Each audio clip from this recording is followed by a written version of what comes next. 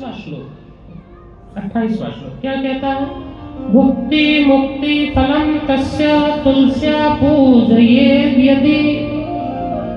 भुक्ति मुक्ति फलम तस्य तुलस्या पूजयेद् यदि। अर्क पुष्प प्रतापश्च कुब्जकनाकैरस्तथा।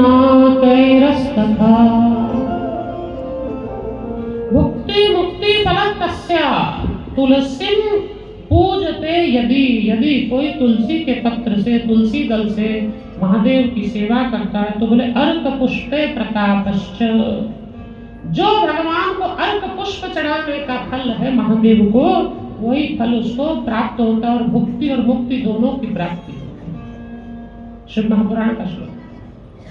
और महादेव स्पष्ट यहाँ पर कहा गया, महादेव को अर्क पुष्प सबसे प्यारा है। अर्क पुष्प जानते हैं?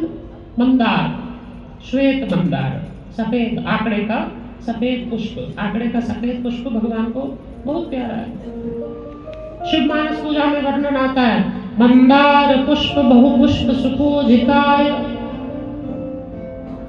मंदार पुष्प बहुपुष्प सुपूजिताय, तो मंदार का पुष्प महादेव को अति प्यारा है। लेकिन यहाँ पर कहा अर्क पुष्प प्रतापश्च, अर्क पुष्प का जो प्रताप है उससे भी अधिक महादेव तुलसी से प्रसन्न होते हैं। इसलिए महादेव को तुलसी चढ़ाने से यहाँ पर भोगों की प्राप्ति तो होती है, जो आपकी मनोकामना वो सारी पूर्ण होती है। शंकर भगवान को तुलसी चढ़ाकर अपनी मनोकामना व्यक्त करने से आपकी मन की इच्छाएं पूर्ण होती हैं। लेकिन मुक्तिं च, भोग के उपरांत मोक्ष की भी प्राप्ति कराने वाला तुलसी पूजयेद् यदि। तुलसी से अगर कोई महादेव की पूजा करता है तो उसको भोग और मोक्ष दोनों की प्राप्ति होती है। भोग और मोक्ष दोनों की प्राप्ति।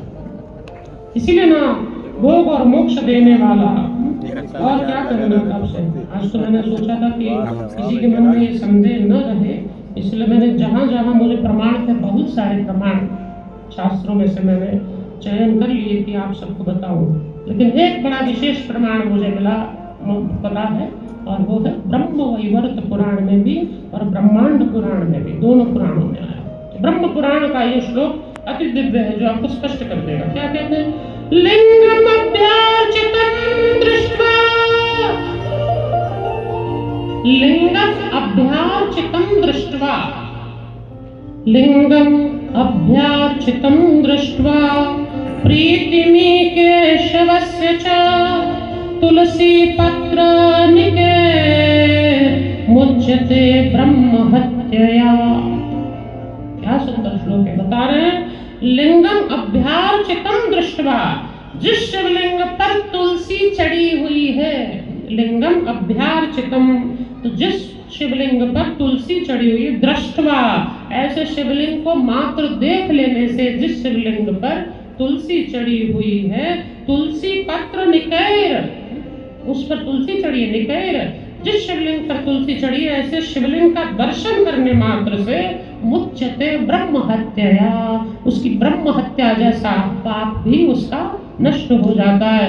जो केवल शिवलिंग पर चढ़ी हुई तुलसी, ऐसे शंकर जी का दर्शन कर लेता है। तुलसी के साथ महादेव का दर्शन करने से उसका बड़ा से बड़ा पाप, ब्रह्म हत्या जैसा पाप भी नष्ट होता है। और हमने सीधा आपको पुराण का नाम दे दिया, श्लोक दे दिए, अध्याय नंबर दे दिया, आप जाकर चेक कर लीजिए, तो मन में किसी को कोई संदेह न रह जाए।